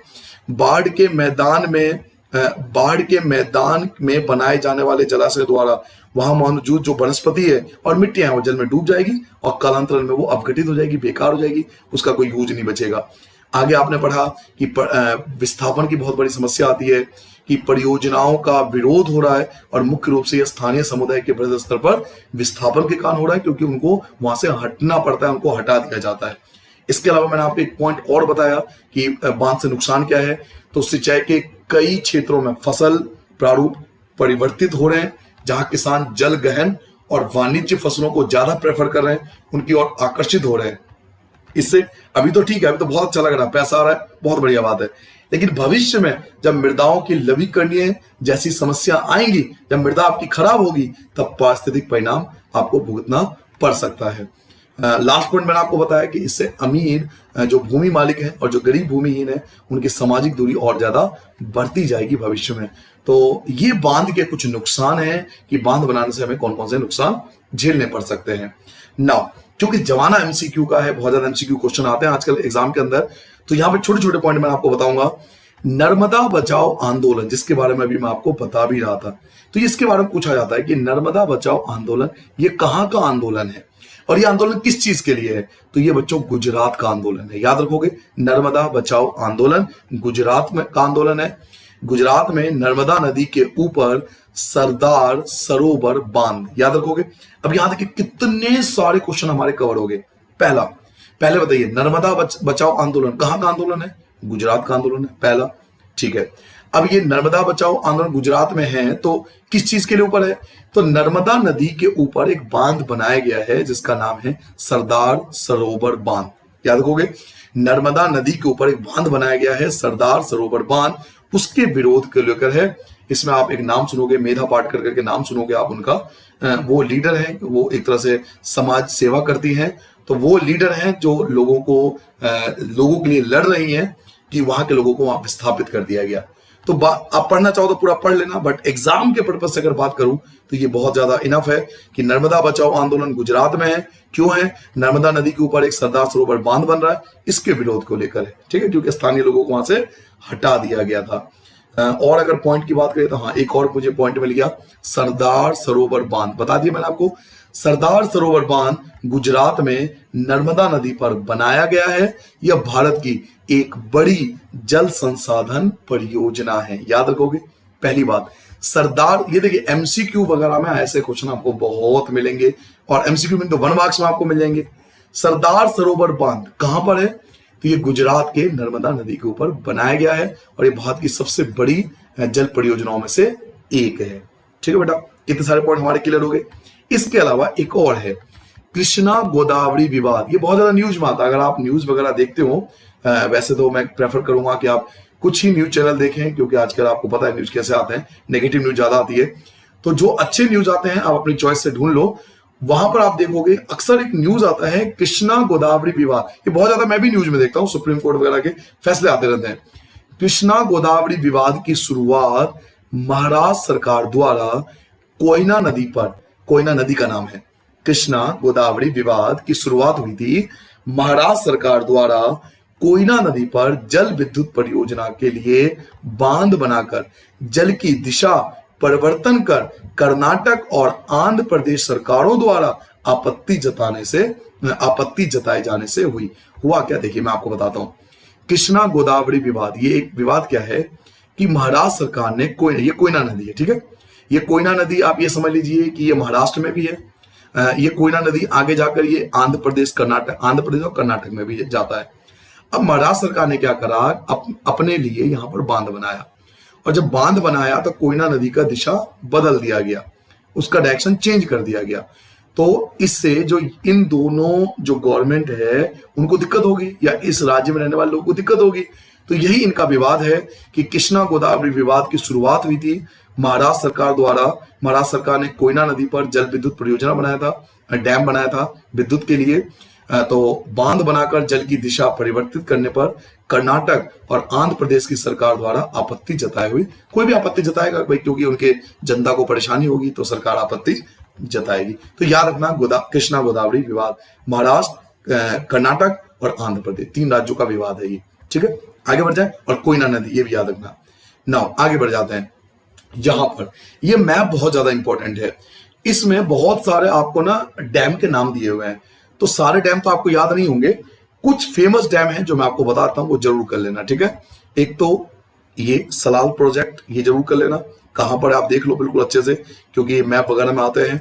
एक राणा प्रताप सागर के ऊपर, ये गांधी सागर के ऊपर, ये एक कोटा बैराज याद कर लेना। इसके अलावा प्रवारा, ये प्रवारा गोदावरी नदी के ऊपर है। सरदार सरोवर बांध, अभी आपने पढ़ा सरदार सरोवर बांध के बारे में। कोयना के बारे में बताया, महाराष्ट्र में अभी बताया मैंने, कोयना के बारे में महाराष्ट्र के बारे में। तुंगभद्रा नदी के ऊपर है नागार्जुन सागर, ये याद कर लेना। और हीराकुंड के बारे में मैंने आपको बताया था, हीराकुंड के बारे में, तो हीराकुंड के बारे में पढ़ लेना। और एक लास्ट में आपको अंतिम बताऊंगा बेटा, ये मैथॉन और पंचेत, ये 2-3 बार मैंने एग्जाम में देखा है। बाकी 1-2 एक्स्ट्रा आपको टिहरी बांध पढ़ना है, टिहरी बांध आ जाता है। भाखड़ा नंगल बांध आप पढ़ चुके हो। जो समझदार हो, देखो अगर आप 100% मार्क्स के लिए पढ़ रहे हो ना, तो मायने नहीं करता कि मुझे 5 याद करना है, 6 याद करना है। मैं तो एज ए स्टूडेंट अगर मैं हूं और 100 मार्क्स ले पढ़ रहा हूं तो मैं सारा याद कर लूंगा। तो मेरे कहने का मतलब ये सारे बांध इंपॉर्टेंट है। एक मैप ले आओ, इंडियन का मैप ले आओ, भारत का मैप ले लो और उसमें इसकी लोकेशन को पहले से ही लगा लो और याद कर लो कि सलाल प्रोजेक्ट कहाँ है, भाखड़ा नागल बांध कहाँ है, टिहरी बांध कहाँ है, नरोरा बांध कहाँ है। ये भले ही 10th में, अगर 10th के स्टूडेंट हो तो ठीक है, 10th में इतने सारे नहीं आते। 10th में तो जो फेमस है वही आते हैं, जो भाखड़ा नागल बांध है, टिहरी बांध हो गया, राणा प्रताप सागर हो गया, सरोवर बांध हो गया, कोयना हो गया, ये 2-4 फेमस है, हीराकुंड है, ये सब आते हैं। बट 10th के बाद भी तो पढ़ाई होगी ना, वहां आपको समस्या होगी। तो क्यों ना आप अभी से ऐसी तैयारी करो कि आगे आपको दिक्कत ना हो, मेरा पर्सनली ये मानना है। ठीक है, इसके अलावा पेरियार, ये मेरे एग्जाम में आया था जब मैं 10th में था, तो मेरे में तो पेरियार आया था, तो मैं बताऊंगा आपको। मेट्टूर के बारे में आता है। तो अगर आप 100 मार्क्स के लिए पढ़ रहे हो तो जरूर याद कर लेना कौन कौन सा फेमस डैम है इंडिया के अंदर। ये सारे डैम यहां पर मैंने आपको निशान लगा दिया। ठीक है, नाउ आगे बढ़ते हैं। यह एक विडंबना है कि जो बांध हमने बाढ़ नियंत्रण के लिए बनाए थे, हमने बांध क्यों बनाए थे? बाढ़ को नियंत्रित करने के लिए कि भाई जब ज्यादा बारिश होगी तो हम पानी को रोक लेंगे या पानी को बहा देंगे। बाढ़ को नियंत्रित करने के लिए भी हम डैम बनाते हैं। लेकिन आज उनके जलाशयों में तलछट जमा होने के कारण, तलछट याद है, जो रेत और मिट्टी है वो जमा हो गई। अब वो डैम के अंदर जब रेत और मिट्टी जमा हो जाएगी तो होगा क्या, वो बाढ़ आने का कारण बन गई है। उसके कारण बाढ़ आ रही है क्योंकि पानी अब नीचे जमीन धीरे धीरे क्या हुआ, भर गया। रेत और मिट्टी के कारण नदी का जो निचले हिस्सा था वो तो भरता चला गया, तो पानी के लिए अब जगह कहां बची। तो ये विवंडना है कि जिन बांध का हमने निर्माण किया था बाढ़ को नियंत्रित करने के लिए, आज उन्हीं बांध की वजह से बाढ़ आ रही है। तो यह एक विवंडना है कि जो बांध बाढ़ नियंत्रण के लिए बनाए जाते हैं उनके जलाशयों में तलछट जमा होने के कारण बाढ़ आने का खतरा बन गया। तो मैं एक क्वेश्चन आपसे बोलूंगा कि एग्जाम में आपसे पूछा जाएगा कि बांध का हमने निर्माण करा था, ये आपसे उससे पूछते हैं असर्टेन और रीजन टाइप में, कि बांध का हमने निर्माण कराया था बाढ़ को रोकने के लिए, लेकिन यही बांध बाढ़ का रीजन क्यों बन गया है। तो आंसर हो गया तलछट जमा होने के कारण। मेन आपका आंसर ये है, ठीक है। तो ये भी एक बांध का नुकसान है जो आप ऐड कर सकते हो। तलछट जो कि एक प्राकृतिक उर्वरक है, बाढ़ के मैदानों तक नहीं पहुंचती। तलछट में आपको क्या बताया, वो मिट्टी या वो रेत जो नदी के पानी जो है वो अपने साथ बहा के ले जाती है, तो ये बहुत उपजाऊ होती है, उर्वरक होती है, जो मैदानों तक पहुंचना चाहिए, नदियों के द्वारा मैदानों तक पहुंचना चाहिए, क्योंकि उर्वरक होता है तो फायदा करेगा। लेकिन तलछट जो कि एक प्राकृतिक उर्वरक है वो बाढ़ के मैदानों तक पहुंचती नहीं है, डैम ने तो उसे रोक दिया। इसके कारण भूमि निम्नीकरण की समस्या बढ़ती है। तो ये भी तो एक नुकसान हो गया ना, ये भी एक नुकसान आप ऐड कर सकते हो बांध के, कि बांध से कौन कौन से नुकसान है। इसके अलावा बहुउद्देशीय परियोजनाओं के कारण भूकंप जैसे आने की संभावना भी बढ़ जाती है। आप कहोगे बिल्कुल जी हाँ, आप कहोगे कि क्या बांध बनाने से भूकंप का खतरा भी है? बिल्कुल है। इवन चीन ने इतना बड़ा बांध बनाया है, आप थोड़ा रिसर्च करो न्यूज में, चीन ने इतना बड़ा बांध बनाया है कि वो कहते हैं कि पृथ्वी की घूर्णन को उन्होंने स्लो कर दिया है, जो अर्थ रोटेट हो रहा है ना उसकी स्पीड को भी उन्होंने थोड़ा कम कर दिया। इतना बड़ा डैम बनाया है, न्यूज में काफी चला था, थोड़ा रिसर्च करो गूगल पे, आपको आसानी से मिल जाएगा। तो बहुउद्देशीय परियोजना कारण भूकंप आने का भी खतरा रहता है, इसकी संभावना बढ़ जाती है। और लास्ट में आपको बताऊंगा, अत्यधिक जल के उपयोग से जो जल जनित बीमारियां होती हैं वो उत्पन्न, आपने पानी इकट्ठा कर रखा है तो पानी से होने वाली बीमारियां उत्पन्न होने लगेगी, फसलों में कीटाणु जनित बीमारियां उत्पन्न होगी और प्रदूषण फैलता है। तो ज्यादा जल जमा करने के भी नुकसान है। अत्यधिक जल जो हम डैम में जमा कर रहे हैं उसके उपयोग से, अत्यधिक पानी इकट्ठा करने से जल जनित बीमारियां उत्पन्न हो रही है, फसलों में कीटाणु जनित बीमारियां उत्पन्न हो रही है और प्रदूषण फैलने का भी, जल प्रदूषण फैलने का भी खतरा रहता है। तो ये सारे पॉइंट आप ऐड कर सकते हो डैम के नुकसान।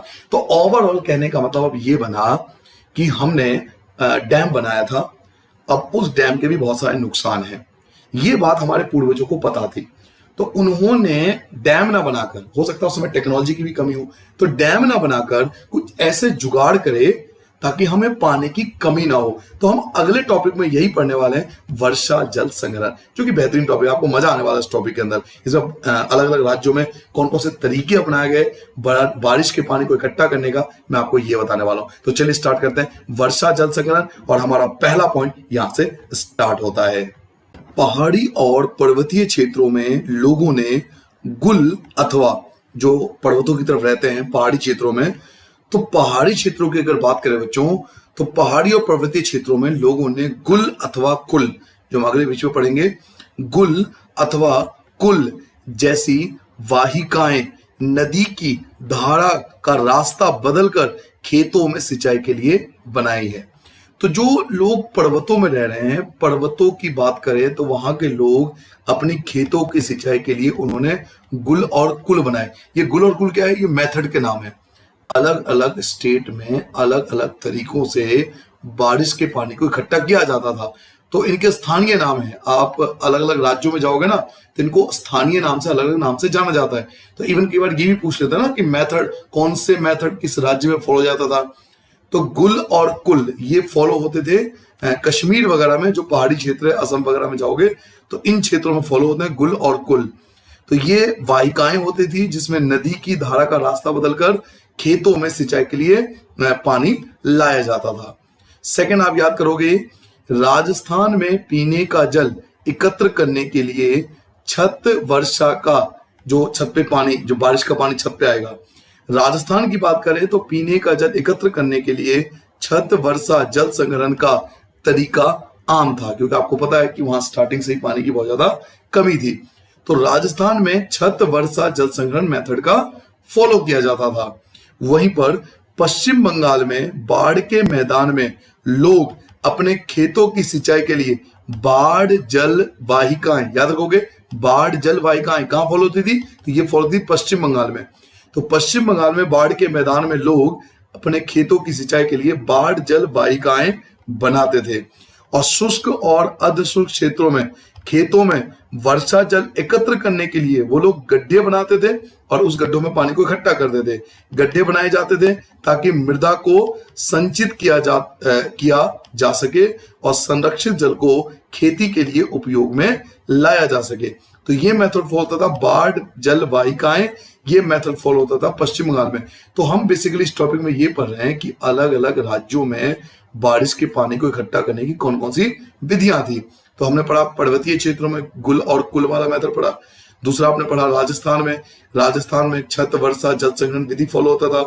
पश्चिम बंगाल में हमने पढ़ा बाढ़ जल वाहिकाएं, इस मेथड को फॉलो किया जाता था। वहीं राजस्थान में फिर से राजस्थान के जिले जैसलमेर में, आपको पता है बहुत बड़ा जिला है, तो राजस्थान के जिले जैसलमेर में खादिन और अन्य क्षेत्रों में जोहड़ इसके उदाहरण है। तो ये मेथड के नाम है बेटा, ये खादिन और जोहड़ जो आप पढ़ रहे हो ये मेथड के नाम है, जो कि जैसलमेर जिले में फॉलो होता था पानी को इकट्ठा करने के लिए। राजस्थान के जैसलमेर जिले में खादिन और जोहड़ ये विधि है, पानी को इकट्ठा करने के मेथड का नाम है। तो राजस्थान के जिले जैसलमेर में खादिन और जोहड़ ये उदाहरण है कि किस प्रकार राजस्थान में पानी को इकट्ठा किया जाता था। वहीं राजस्थान में अगर हम दूसरे जिले की तरफ जाएं तो राजस्थान के अर्ध शुष्क और शुष्क क्षेत्रों विशेषकर बीकानेर, फलोदी और बाड़मेर में, ये तीनों अलग अलग आप जिले का नाम याद कर लो, बीकानेर, फलोदी और बाड़मेर में लगभग हर घर में पीने का पानी संग्रहित करने के लिए भूमिगत टैंक अथवा टाका हुआ करते थे। तो ये एग्जाम में आ चुका है कि टाका वाला मेथड कहां फॉलो होता था? तो राजस्थान के बीकानेर, फलोदी, बाड़मेर इन जिलों में बारिश के पानी को इकट्ठा करने के मेथड का नाम था टाका। तो टाका क्या करते थे कि भूमिगत टैंक हुआ करते थे घर के अंदर, जिसके अंदर बारिश का पानी इकट्ठा किया जाता था। तो ये अलग अलग राज्यों के मेथड्स हैं बारिश के पानी इकट्ठा करने का, और इसको अलग अलग क्षेत्रों में अलग अलग नाम से जाना जाता है। तो बस आपको कुछ नाम मैं जल्दी से आपको बताता हूं ताकि आपको जल्दी याद हो जाए। गुल और कुल पर्वतीय क्षेत्रों में, राजस्थान में मैंने आपको बताया छत वर्षा जल संग्रहण विधि। पश्चिम बंगाल की बात करें तो वहां यूज होता था बाढ़ जल वाहिकाएं। फिर राजस्थान में मैंने आपको बताया कि जैसलमेर में खादिन और जोहड़।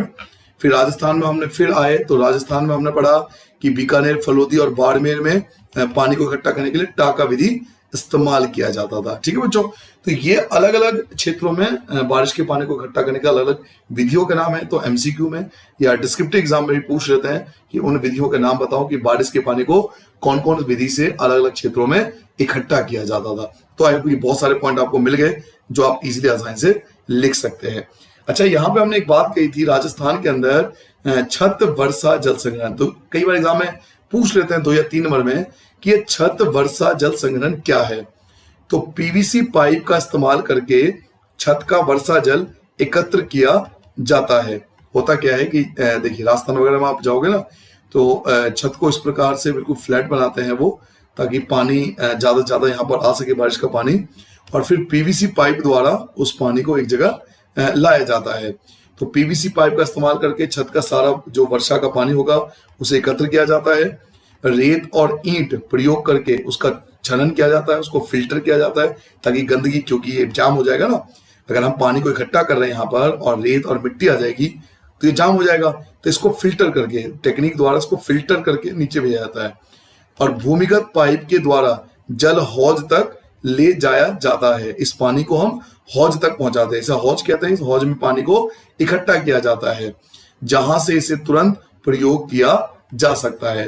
हौज से अतिरिक्त मान लो हौज भर गया, मान लो पानी ज्यादा हुई और हौज भर गया तो फिर एक्स्ट्रा पानी का क्या होगा? तो हौज से अतिरिक्त जल कुएं तक ले जाया जाता है। अगर मान लो एक्स्ट्रा पानी और भी आया तो उसको कनेक्ट कर देते थे कुएं से, जो आसपास का कुआं था उससे इसको कनेक्ट कर देते थे कि मान लीजिए एक्स्ट्रा पानी आए तो वो कुएं तक पहुंचा दिया जाता था।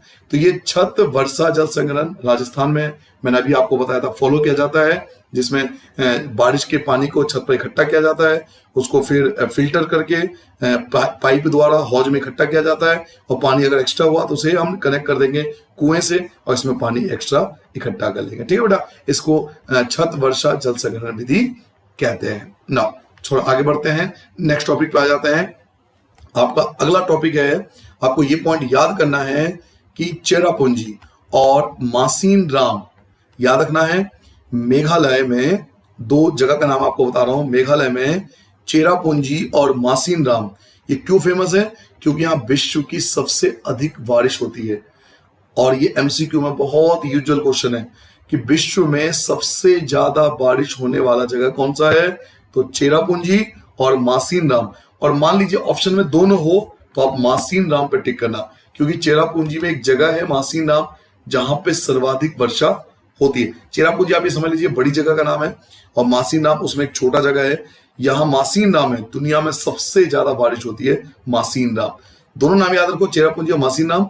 अगर दोनों ऑप्शन में है तो मासीन राम बेस्ट ऑप्शन है। ठीक है, मासीन राम में दुनिया की विश्व में सबसे ज्यादा बारिश होती है, जो कि मेघालय में है, भारत में ही है। ठीक है बेटा, तो ये छोटा सा पॉइंट आपको मिल गया याद करने के लिए। थोड़ा और आगे बढ़ जाते हैं। राजस्थान में फिर, और राजस्थान की बात क्यों हो रही है? क्योंकि आपको पता है वहां पानी की कमी है। राजस्थान में छत वर्षा जल संग्रहण की रीति इंदिरा गांधी नहर ने उपलब्ध 12 पेयजल के कारण कम होती जा रही है। अब भारत सरकार ने क्या करा कि वहां पर इंदिरा गांधी नहर बनाया। तो जब से वहां पे इंदिरा गांधी नहर बनाया गया है और इस नहर के कारण वहां 12 पेयजल उपलब्ध रहता है, पानी को इकट्ठा कर लिया जाता है। तो इसके कारण वहां के जो राजस्थान के लोग हैं वो इस विधि को डे बाय डे भूलते जा रहे हैं, छत वर्षा जल संग्रहण, क्योंकि इसके कुछ नुकसान भी थे। एक तो एरिया इसके लिए ज्यादा चाहिए, और फिर कभी वो हौज जमा हो जाता है, पानी इकट्ठा हो गया, फिर पानी से भी कई सारी बीमारियां होने लगी। तो इन कारणों से जो राजस्थान में छत वर्षा जल संग्रहण की रीति इंदिरा गांधी नहर से उपलब्ध 12 पेयजल के कारण कम होती जा रही है। डे बाय डे लोग इस मेथड को भूलते जा रहे हैं। फिर भी सौभाग्य से आज भी भारत के कई ग्रामीण और शहरी क्षेत्रों में जल संरक्षण और संग्रहण का यह तरीका प्रयोग में लाया जाता है। देखिए, लोग धीरे धीरे भूलते जा रहे हैं, इसका मतलब ये नहीं कि बंद हो गया। ये सौभाग्य की बात है कि आज भी भारत में कई ग्रामीण और शहरी क्षेत्रों में भी जल संरक्षण और संग्रहण का यह तरीका प्रयोग में आज भी लाया जाता है। इवन आपके एग्जाम में ये मिलेगा, कर्नाटक के मैसूर जिले में स्थित एक गांव है जिसका नाम है गंडाथोर। याद रखोगे, कर्नाटक के मैसूर जिले में गांव है जिसका नाम है गंडाथोर। इसमें ग्रामीणों ने अपने घर में जल आवश्यकता पूर्ति छत वर्षा जल संग्रहण की व्यवस्था की हुई है। गांव वालों ने, पूरे गांव के लोगों ने, पूरे कंप्लीट जितने भी गांव में घर है ना, उन सभी ने इस मेथड को फॉलो करा है, छत वर्षा जल संग्रहण विधि को फॉलो करा है। गांव के लगभग 200 घरों में यह व्यवस्था है और इस गांव ने वर्षा जल संपन्न गांव की ख्याति अर्जित की है ना। अजीब अलग गांव है ना, जो सारे छत ऐसे बनाए गए हैं ताकि वो पानी को इकट्ठा कर सके। तो काफी यूजफुल भी है, पानी की कमी कभी होगी नहीं। तो आपको इस गांव का नाम याद रखना है, कर्नाटक के मैसूर जिले का गंडाथुर गांव। ठीक है बेटा, मैंने आपको यहाँ पे ये बताया कि राजस्थान में जो छत वर्षा जल संग्रहण था वो डे बाय डे लोग भूलते जा रहे हैं। क्यों भूलते जा रहे हैं? क्योंकि वहां पर एक नहर स्थापित हो गई है, इंदिरा गांधी नहर। तो जब नहर से पानी मिल जाता है लोगों को, तो इस मेथड को लोग कम करते जा रहे हैं। लेकिन आज भी गांव के कई शहर और गांव में ये मेथड आज भी फॉलो होता जा रहा है। एग्जाम्पल मैं आपको दिया कि कर्नाटक के मैसूर जिले में स्थित एक गांव है गंडाथोर। वहां के जो हर एक घर में आपको इस छत वर्षा जल संग्रहण का मेथड आपको मिल जाएगा। लगभग 200 घरों ने मिलकर इस व्यवस्था को लागू किया है। तो ये गांव काफी फेमस है, आपको फोटो भी दिया हुआ है, आप चाहो तो यहाँ पे देख सकते हो, और गूगल पर थोड़ा सर्च मारोगे तो आपको और ज्यादा मिल जाएगा। फिर फिलहाल हम यहाँ पे एग्जाम की तैयारी कर रहे हैं, तो इन चीजों में टाइम वेस्ट नहीं करते। अपने लास्ट टॉपिक पे आते हैं। ये चैप्टर का अंतिम टॉपिक है कि बांस ड्रिप सिंचाई प्रणाली कहाँ पे होता है और इसमें क्या होता है। बांस ड्रिप सिंचाई प्रणाली कहां पे लागू है, कहां पे इस मेथड को फॉलो किया जाता है और इस तंत्र में किया क्या जाता है। तो ये फॉलो होता है बेटा मेघालय में। अभी मैंने आपको बताया था यहाँ बारिश बहुत ज्यादा होती है तो बांस इजीली अवेलेबल होता है यहाँ पर। मेघालय में नदियों व झरनों के जल को बांस द्वारा बने पाइप द्वारा एकत्रित करके 200 वर्ष पुरानी विधि प्रचलित है। लगभग 18 से 20 लीटर सिंचाई पानी बांस पाइप में आ जाता है। बांस से लोग पाइप बनाते हैं। देखो ऐसे इस प्रकार के फोटो दिया हुआ है जिसमें आपको दिखाने की कोशिश की है कि बांस को पेड़ से पेड़ कनेक्ट करके पाइप के द्वारा, जैसे हम लोग पाइप यूज करते हैं ना, पीवीसी पाइप वगैरह या प्लास्टिक पाइप यूज करते हैं, तो ये आप देख सकते हो। देखो इस प्रकार से पाइप, देखिए पाइप जा रहा है कितना, और ये बहुत दूर दूर तक जाता है, 5-5 किलोमीटर 15-15 किलोमीटर आपको इजिली मिल जाएगा ये। तो बारिश का पानी भी उसमें आ जाता है और नदियों का पानी भी इससे लाया जा सकता है। तो मेघालय में नदियों और झरनों के जल को बांस द्वारा बने पाइप द्वारा एकत्र करके 200 वर्ष पुरानी विधि प्रचलित है।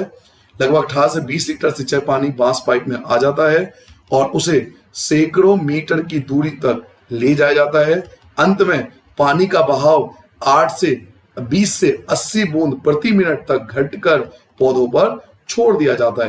तो ये बांस ड्रिप सिंचाई प्रणाली मेघालय जैसे राज्यों में फॉलो आज भी किया जाता है। तो ये था आपका कंप्लीट चैप्टर और आप प्रीवियस ईयर का पेपर उठा लीजिए। अभी मैं खत्म नहीं करूंगा, एक पॉइंट और बता के जाऊंगा। ये छोटा सा रोचक तथ्य आपका दिया हुआ है, तो मैंने आपसे क्यों प्रॉमिस किया था मैं हर चीज आपको समझाऊंगा। तो ये भी पॉइंट आपको याद रखना है कि भारत का कौन सा ऐसा राज्य है जिन्होंने पूरे राज्य में हर घर में छत वर्षा जल संग्रहण वाले मेथड को फॉलो किया है, तो वो है तमिलनाडु। तमिलनाडु एक ऐसा राज्य है जहां पूरे राज्य में हर घर में छत वर्षा जल संग्रहण ढांचों का बनाना आवश्यक कर दिया गया है। यानी अगर आप वहां पे घर बना रहे हो ना, तो वहां कंपलसरी है कि आप घर इस प्रकार बनाओगे ताकि ये जो छत वर्षा जल संग्रहण वाला मेथड है ना, उसको फॉलो किया जा सके। तो आपके घर का ढांचा इस प्रकार होना चाहिए। तो वो कौन सा राज्य है जिसमें पूरे राज्य में छत वर्षा जल संग्रहण को लागू किया है, तो वो राज्य है तमिलनाडु। ठीक है बच्चों, तो ये था हमारा कंप्लीट चैप्टर। और आप एक काम कीजिए, प्रीवियस 15 साल का पेपर उठा लीजिए, आप देख लेना। मैं ये रियलिटी चेक करके बता रहा हूं, कोई भी क्वेश्चन आपको मेरे वीडियो से बाहर नहीं मिलेगा। आप गाइड उठा लीजिए, रिफ्रेशर लीजिए, कुछ भी उठा लीजिए, आप क्वेश्चन चेक तो कीजिए। इस वीडियो से बाहर आपको कुछ भी नहीं मिलेगा। फिलहाल मैं एट द एंड अब आपको कराने वाला हूं अभ्यास के क्वेश्चन, एक्सरसाइज के क्वेश्चन। तो चलिए स्टार्ट करते हैं क्वेश्चन नंबर 1 से। नीचे दी गई सूचना के आधार पर स्थितियों को जल की कमी से प्रभावित या जल की कमी से अप्रभावित, ये 2 केस आपको दिया हुआ है। आपको बताना है कि नीचे कुछ सिचुएशन आपको दिया हुआ है, तो आपको बताना है इनमें से कौन जल की कमी से प्रभावित होगा और इनमें से कौन जल की कमी से अप्रभावित होगा। ठीक है, इसमें इनको वर्गीकृत करना है। पहला, अधिक वार्षिक वर्षा वाला क्षेत्र। अब सोचिए, जहां पे अधिक वार्षिक वर्षा होगी वहां तो पानी की कोई कमी नहीं होगी, तो इसका आंसर होगा जल की कमी से अप्रभावित। अधिक वार्षिक वर्षा वाला क्षेत्र, अब जहां पे ज्यादा बारिश होगी वहां जल की कमी क्यों होगी, इसलिए जल की कमी से अप्रभावित। सेकेंड, अधिक वर्षा और अधिक जनसंख्या वाला क्षेत्र। अब अधिक वर्षा है लेकिन आपको कंफ्यूज करने के लिए अधिक जनसंख्या दिया हुआ है, तो आपको अधिक जनसंख्या पे कॉन्सेंट्रेट करना है। जहां पे अधिक वर्षा होगी, लेकिन अगर वहां पर अधिक जनसंख्या है ना बच्चों, तो मैंने आपको बताया था कि जनसंख्या भी एक कारण है जल की कमी का। तो जब जहां पर अधिक जनसंख्या होगी वहां जल की कमी प्रभावित होगा, वहां जल की कमी जरूर होगा। तो जल की कमी से प्रभावित वाला क्षेत्र होगा, वहां जल की कमी होगी। नाउ थर्ड, अधिक वर्षा वाले यानी ज्यादा बारिश है परंतु अत्यधिक प्रदूषित जल क्षेत्र। अब ज्यादा बारिश यहां भी हो रही है लेकिन प्रदूषित है, तो पानी अगर खराब है तो उसका यूज क्या करोगे, तो ये क्षेत्र भी जल की कमी से प्रभावित होगा। आप खुद भी दिमाग लगा सकते हो कि भाई अधिक बारिश तो हो रही है लेकिन वो पानी जो है वो प्रदूषित है, तो अगर वो पानी प्रदूषित है तो जल की कमी से प्रभावित होगा आज नहीं कल। नाउ फोर्थ, कम वर्षा, बारिश कम हो रही है लेकिन कम जनसंख्या है, तो अगर बारिश कम भी हो रही है और कम जनसंख्या है तो वो जल की कमी से अप्रभावित होगा, वहां जल की ज्यादा कमी नहीं होगी क्योंकि पॉपुलेशन कम है। समझ में आ गया बेटा। तो फर्स्ट और फोर्थ ये तो होगा जल की कमी से अप्रभावित, और सेकंड और थर्ड ये होगा जल की कमी से प्रभावित। और वैसे मैं जानता हूं अगर आपने वीडियो पूरा देखा है ना तो आप सारे क्वेश्चन का आंसर खुद भी दे सकते हो, इसके लिए आपको हेल्प की जरूरत नहीं है। आप बिलीव मानिए, मैं आपको सारे क्वेश्चन 1 बाय 1 कराऊंगा भी, आप देखना ये सारे क्वेश्चन आप आंसर दे सकते हो। अगर आप मेरा वीडियो पूरा देखते हो, लास्ट तक देखते हो, तब हर क्वेश्चन का आंसर खुद दे सकते हो। इसके लिए आपको किसी गाइड, रिफ्रेशर या इंटरनेट गूगल पे सर्च करने की जरूरत ही नहीं पड़ेगी, आप खुद ट्राई कर सकते हो हर क्वेश्चन। ना अगला क्वेश्चन, निम्नलिखित में से कौन सा वक्तव्य बहुउद्देशीय नदी परियोजना यानी बांध की बात हो रही है, डैम की बात हो रही है, इनमें से कौन सा वक्तव्य जो है वो बहुउद्देशीय नदी परियोजना के पक्ष में दिया गया तर्क नहीं है। यानी आपको बताया था बांध के बहुत सारे उपयोग, तो अब आपसे पूछ रहा है ये बहुत सारे ऑप्शन है, इनमें से कौन सा बांध के पक्ष में नहीं दिया गया है। पहला, बहुउद्देशीय परियोजना उन क्षेत्रों में जल लाती है जहां जल की कमी होती है, सही बात है, ये तो पक्ष में तर्क हो गया। बहुउद्देशीय परियोजना जल बहाव को नियंत्रित करती है और बाढ़ पे काबू पाती है, बिल्कुल सही बात है, तो ये बांध के लाभ हो गया। बहुउद्देशीय परियोजना में बृहद स्तर पर विस्थापन होता है, हाँ विस्थापन होता है, लोगों को हटा दिया जाता है और उनकी आजीविका प्रभावित होती है, तो ये नुकसान हुए ना। यही तो आपसे पूछा था, आपसे पूछा क्या जाता कि बहुउद्देशीय नदी परियोजना के पक्ष में दिया गया तर्क नहीं है, इन उसके पक्ष में नहीं, हम उसके विपक्ष में बात कर रहे हैं कि नुकसान क्या था। तो नुकसान बताया था ना कि आसपास के लोगों को विस्थापित होना पड़ता है, तो आपका जो थर्ड पार्ट होगा ये रिक्वायर्ड आंसर होगा इस क्वेश्चन का। आप फोर्थ पार्ट पढ़ना चाहो तो पढ़ लो कि बहुउद्देशीय परियोजना हमारे उद्योग और घरों के लिए विद्युत पैदा करती है, तो ये पक्ष में हो गया ना, ये तो पक्ष में हो गया ना कि भाई घर के लिए भी पानी मिल रहा है और विद्युत उत्पन्न हो रही है। तो पहले फर्स्ट की बात करें, सेकंड की बात करें, फोर्थ की बात करें, ये तीनों पक्ष में तर्क है, और जो ये थर्ड है ये विपक्ष में है, ये हानि की बात कर रहा था, तो हम थर्ड पे टिक करेंगे। नाउ थर्ड क्वेश्चन है, थर्ड क्वेश्चन पढ़ते हैं। यहां कुछ गलत वक्तव्य दिए गए, यहां कुछ गलत स्टेटमेंट दिया हुआ है, इनमें गलती पहचाननी है और उसको दोबारा ठीक करना है, ठीक है। पहले आप गलती पहचानोगे फिर ठीक करोगे। शहरों की बढ़ती संख्या, जैसे जैसे शहर बढ़ते जा रहे हैं उनकी विशालता और सघन जनसंख्या तथा शहरी जीवन शैली, मैंने आपको बताया था, याद कीजिए, देखिए हर क्वेश्चन को पहले आपको समझा देता हूं पूरे चैप्टर में। शहरी जीवन शैली मैंने आपको बताया था, जिसमें पानी का शोषण हो रहा है, पानी का दुरुपयोग हो रहा है, और स्टेटमेंट हमें क्या कह रहे हैं कि शहरों की बढ़ती संख्या, उनकी विशालता, सघन जनसंख्या और शहरी जीवन शैली से जल संसाधनों के सही उपयोग में मदद की है, तो गलत है ना। सही उपयोग में मदद तो नहीं करी है, सही उपयोग में मदद तो नहीं करी है, जल का शोषण हुआ है, शहरी जीवन शैली से जल का शोषण हुआ है, तो इसको हटा देंगे हम। सही उपयोग में मदद नहीं की है, जल का शोषण हुआ है, तो हम लिखेंगे शहरों की बढ़ती संख्या, उनकी विशालता और सघन जनसंख्या तथा शहरी जीवन शैली ने जल संसाधनों का शोषण किया है, यहां इसको हटाकर शोषण किया है लिख देंगे। अगला, नदियों पर बांध बनाने और उनको नियंत्रित करने से उनका प्राकृतिक बहाव और तलछट बहाव प्रभावित नहीं होता है, जबकि प्रभावित होता है, याद कीजिए, उनका प्राकृतिक नेचुरल फ्लो, मैंने बहुत बार आपको बताया था कि उनका नेचुरल फ्लो रुक जाता है, तो नहीं शब्द को हटा देंगे और लिखेंगे कि नदियों पर बांध बनाने और उनको नियंत्रित करने से उनका प्राकृतिक बहाव और तलछट बहाव प्रभावित होता है, नहीं को हटा देंगे। गुजरात में साबरमती बेसिन, बताया था मैंने आपको, सूखे के दौरान शहरी क्षेत्रों में अधिक जल पूर्ति करने पर किसान नहीं भड़के, तो यहां पर आपको हटा देना है। आप चाहो तो केस स्टडी दिया हुआ है, ये जो गुजरात, जहां मैंने आपको बताया था ना साबरमती बेसिन के बारे में बताया था, मैं स्क्रीनशॉट आपको शेयर कर देता हूं, आप स्क्रीन पे देखिए, ये स्क्रीनशॉट शेयर कर रहा हूं, जब मैंने आपको गुजरात के साबरमती बेसिन के बारे में बताया था। आप चाहो तो पढ़ लेना, वहां के जो ग्रामीण लोग थे वो भड़क गए थे, क्योंकि अधिकतर जल जो था वो शहरी क्षेत्रों में जा रहा था और ग्रामीण लोगों को पानी नहीं मिल रहा था। तो गुजरात में साबरमती बेसिन में सूखे के दौरान शहरी क्षेत्रों में अधिक जल पूर्ति करने पर किसान भड़के थे, तो नहीं शब्द को अब यहां हटा देंगे। आज राजस्थान में इंदिरा गांधी नहर से उपलब्ध पेयजल के बावजूद छत वर्षा जल संग्रहण लोकप्रिय हो रहा है, जबकि गलत है, लोकप्रिय नहीं हो रहा है, तो यहां क्या लिखोगे, लोकप्रिय नहीं, या नहीं शब्द ऐड कर दो। मैंने बताया था ना, अभी बताया आपको थोड़ी देर पहले कि राजस्थान में जब इंदिरा गांधी नहर उपलब्ध हो गया तो धीरे धीरे लोग वर्षा, जो छत वर्षा जल संग्रहण विधि थी उसको भूलते जा रहे हैं, तो नहीं वर्ड ऐड कर लेना। समझ में आ गया बेटा।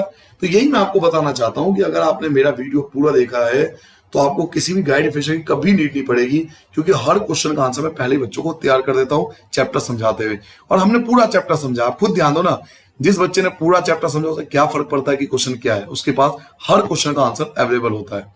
नाउ 30 शब्दों में आपको आंसर देना है, 30 वर्ड्स में आपको आंसर देना है। व्याख्या करें कि जल किस प्रकार नवीकरणीय योग्य संसाधन। आपको जानकर खुशी होगी कि हमारा टॉपिक पहला यही था, टॉपिक नंबर 1 ही यही था कि जल एक नवीकरणीय योग्य संसाधन क्यों है। मैं स्क्रीनशॉट आपको शेयर कर रहा हूं, आप देख लीजिए। ये मैंने आपको पहला पॉइंट बताया था, ये इसका आंसर होगा, जिसमें हमने जल चक्र के बारे में आपको बताया था। नाउ सेकंड, जल दुर्लभता क्या है। जल दुर्लभता का मतलब है जल की कमी होना। जल की कमी होना जल दुर्लभता है। और इसके कारण क्या है, तो कारण तो मैंने आपको बहुत सारे बताए थे। मैंने आपको बताया था जल का शोषण, मैं स्क्रीनशॉट शेयर कर रहा हूं, आप देख लीजिए। इसका आंसर मैंने आपको बताया था कि जल का शोषण होना, जल का अधिक उपयोग करना, जनसंख्या का बढ़ना, अनाज का अधिक उत्पादन करना, उद्योग धंधों का बढ़ना, शहर की संख्या बढ़ना, बहुत सारे कारण बताए थे। यहां तो आपको 30 शब्दों में पूछ रहा है, मैंने कम से कम 6 और 7 कारण बताए थे। आप सारे पॉइंट लिख सकते हो एग्जाम की तैयारी के लिए। बहुउद्देशीय परियोजना में होने वाले लाभ और हानियां, तो मैंने आपको इसके बहुत सारे लाभ भी बताए थे कि भाई बहुउद्देशीय परियोजना से हम विद्युत बनाते हैं, बाढ़ को नियंत्रित करते हैं, इसके अलावा पानी सिंचाई के लिए उपलब्ध हो जाता है, घर के इस्तेमाल के लिए इस्तेमाल होता है, उद्योगों के लिए इस्तेमाल होता है, नौकायान होता है और मनोरंजन होता है। याद कीजिए, स्क्रीनशॉट देख लीजिए, मैं आपको बस शेयर कर रहा हूं कि बहुत सारे लाभ बताया था। फिर मैंने आपको बहुत सारी हानियां भी बताई थी कि तलछट जमा हो जाता है, जिस डैम को हमने बनाया था बाढ़ को नियंत्रित करने के लिए, आज उसके कारण बाढ़ आ रहा है, लोगों को विस्थापित करना पड़ता है, सरकार का बहुत सारा पैसा इस पे खर्च होता है, तो इकोनॉमिक लॉस होती है। इसके अलावा भूकंप आने का खतरा हो जाता है। याद कीजिए, बहुत सारी बातें मैंने आपको हानियों के बारे में बताया था, स्क्रीनशॉट शेयर करो। ये सभी आंसर मैं आपको बता चुका हूं बच्चों। और अगर आप एनसीईआरटी का आंसर लिखते हो ना, तो बिलीव मानिए टीचर की नजर साहब जब आप देखोगे ना, तो आपका आंसर दुनिया का सबसे अच्छा आंसर है। अगर आप बुक से आंसर लिख रहे हो, किसी गाइड कुंजी से मत लिखना। नाउ इनका लॉन्ग क्वेश्चन है, 120 शब्दों में आंसर देना है। राजस्थान के अर्ध शुष्क क्षेत्रों में वर्षा जल संग्रहण की किस प्रकार किया जाता है। तो इसमें आपको बताना है, एक तो छत वर्षा जल संग्रहण विधि का नाम बताना है, एक टाका, एक छत वर्षा जल संग्रहण हो गया, एक टाका। तो इन दोनों के बारे में एक्सप्लेन करना है, जो मैंने आपको ऊपर बताया था। स्क्रीनशॉट देख लीजिए, जिसमें मैंने छत वर्षा जल संग्रहण के बारे में बताया था और टाका के बारे में बताया था। तो ये दोनों लिख सकते हो। और इसके अलावा आप चाहो तो जो एक पॉइंट और बताया था कि जो जैसलमेर वगैरह है वहां पे मेथड फॉलो होता है, तो उस पॉइंट को भी यहाँ पर आप ऐड कर सकते हो। ठीक है, शायद खादिन बोलते हैं वहां पर, तो खादिन वगैरह पॉइंट भी इसमें ऐड कर सकते हो। परंपरागत वर्षा जल संग्रहण की पद्धतियां को आधुनिक काल में अपना कल जल संरक्षण एवं भंडारण किस प्रकार किया जा रहा है। जो परंपरागत तौर पे जो हमारे पूर्वज पानी को इकट्ठा कर रहे थे ना, उन पद्धतियों को आधुनिक काल में हमने अपनाया, तो वो एक्सप्लेन करना है। तो इसमें आपको बताना है, एक तो छत वर्षा जल संग्रहण जो कर्नाटक के बारे में केस स्टडी बताया था वो बताना है, कर्नाटक वाला आप बता सकते हो। और टाका, ये 2 पॉइंट जरूर बताना, एक तो छत वर्षा जल संग्रहण स्क्रीनशॉट से करो ये बता देना, और दूसरा टाका के बारे में जो बताया था वो बता देना। तो ये आपका कंप्लीट चैप्टर था बच्चों। और मैं आपको जाते जाते यही प्रॉमिस कर सकता हूं कि आप प्रीवियस ईयर का पेपर उठा के तो देखिए एक बार, और वीडियो को आप देख लीजिए। कोई भी क्वेश्चन आपको कभी ऐसा लगेगा ही नहीं कि आप उसका आंसर नहीं कर सकते हो। एक कॉन्फिडेंस आ जाएगा अगर आप पूरा चैप्टर पूरा वीडियो देखते हो। आप सबका बहुत बहुत धन्यवाद। वीडियो पसंद आए तो लाइक जरूर करें, और मिलते हैं अगले चैप्टर में नए एनर्जी के साथ, नए कॉन्सेप्ट के साथ। तब तक सभी को नमस्कार।